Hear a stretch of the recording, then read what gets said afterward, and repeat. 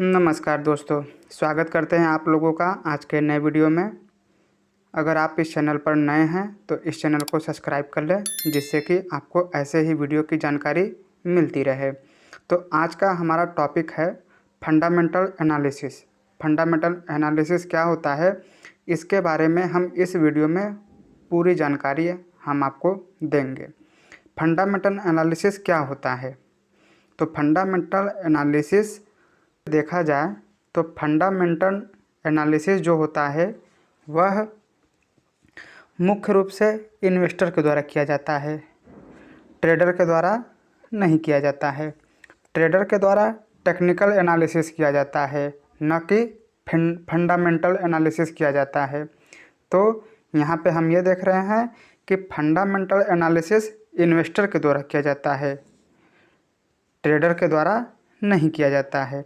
Trader और investor में क्या अंतर है, ये मैंने आपको अपने पिछले वीडियो में बता चुका हूँ। तो आइए अब जानते हैं कि अगर फंडामेंटल एनालिसिस इन्वेस्टर के द्वारा किया जाता है तो वो कैसे किया जाता है, क्या है फंडामेंटल एनालिसिस। तो यहाँ पे हम देखेंगे कि इन्वेस्टिंग में इन्वेस्टर के द्वारा किया जाता है। इन्वेस्टिंग मतलब वही जो मैंने आपको बताया हुआ है कि जब भी हम किसी शेयर में अगर लॉन्ग टर्म के लिए अगर हम उसमें लगा रहे हैं तो वो इन्वेस्टर होते हैं। अगर हम किसी शेयर को एक लंबी अवधि के लिए रख रहे हैं। फंडामेंटल एनालिसिस जो होता है वो दो तरीके से किया जाता है, एक क्वांटिटेटिव, दूसरा क्वालिटेटिव होता है। अब इसके बारे में हम इस वीडियो में आपको पूर्ण रूप से अच्छे से ये जानेंगे कि ये क्या होता है फंडामेंटल एनालिसिस। तो यहाँ पे हम देख रहे हैं कि ये फंडामेंटल एनालिसिस दो तरीके से होता है।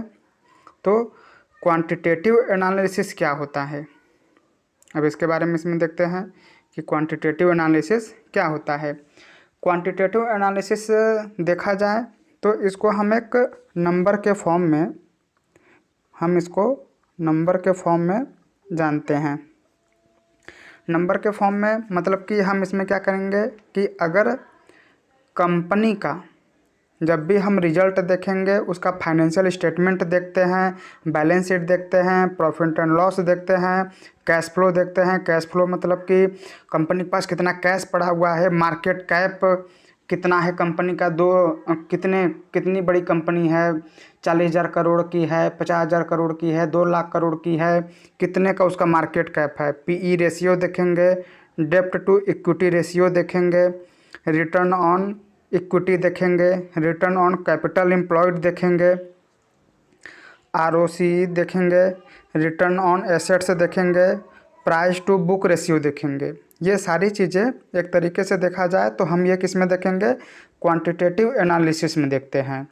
इसमें हम नंबर को देखते हैं, मतलब कि कितना वो पैसा कमाया है, क्या प्रॉफिट हुआ है, क्या लॉस हुआ है, उसके पैसे को देखते हैं। इसी को हम कह रहे हैं कि इसमें हम उसके नंबर से उसको जानते हैं कि ये कितना 2,000 करोड़ इस साल, मतलब कि अगर साल में 4 बार उसका वो रिजल्ट निकल रहा है, क्वार्टरली रिजल्ट निकलता है, तो अगर मान लीजिए कि कोई कंपनी इस साल 50 करोड़ कमाई है तो अगले फाइनेंशियल ईयर में वो 100 करोड़ कमा रही है, फिर उसके अगले फाइनेंशियल ईयर में वो कितना करोड़ कमाया है, कम कमाया है कि ज़्यादा कमाया है, उसका प्रॉफिट एंड लॉस कम हो गया है कि ज़्यादा हो गया है।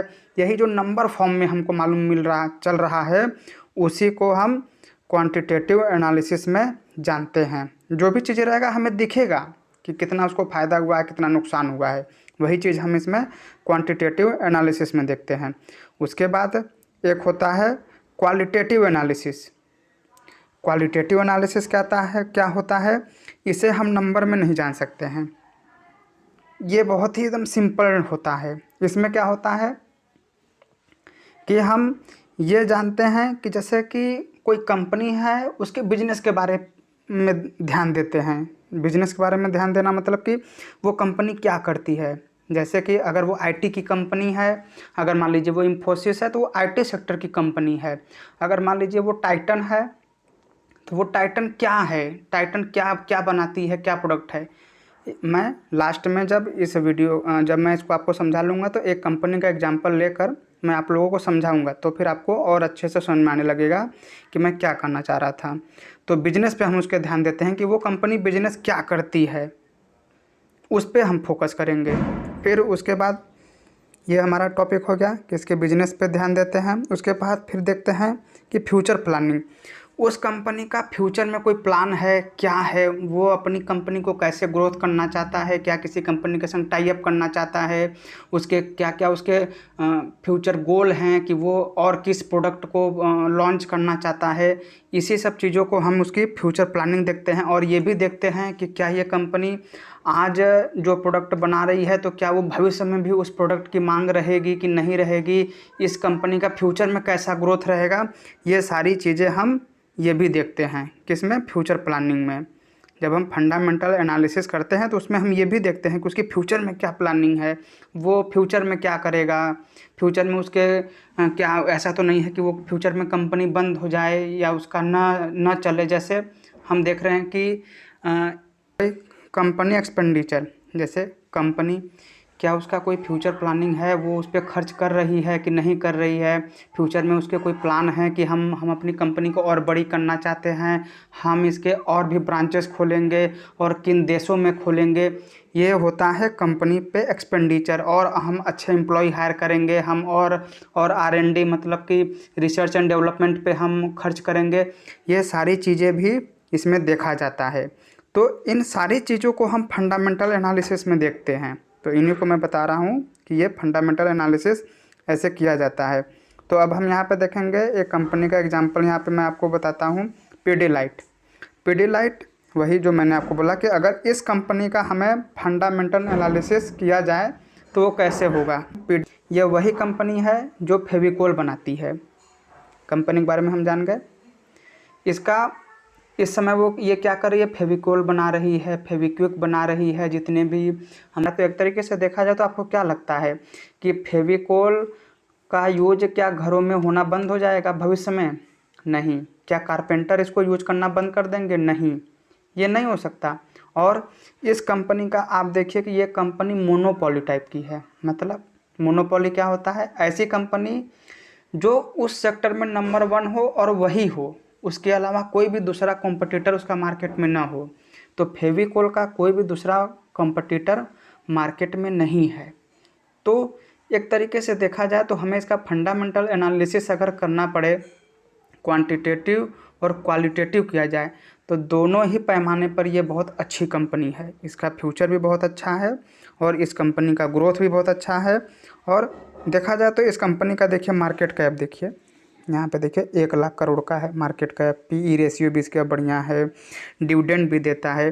तो हमारे एक फंडामेंटल एनालिसिस किया जाए तो ये बहुत अच्छी कंपनी है। तो फंडामेंटल एनालिसिस जब भी आप किसी शेयर में पैसा लगाए तो इन दोनों पैमाने को आप जरूर देखिए, क्वांटिटेटिव और क्वालिटेटिव। अगर वो शेयर आपके इन दोनों पैमाने पर अगर सही खरे उतर रहा है, वो सही है, तो आप उस शेयर में पैसा लगाने के लिए सोच सकते हैं। और एक लंबी अवधि में वो शेयर आपको बहुत पैसा कमा के देगा। तो आज के वीडियो में इतना ही। धन्यवाद। जय हिंद।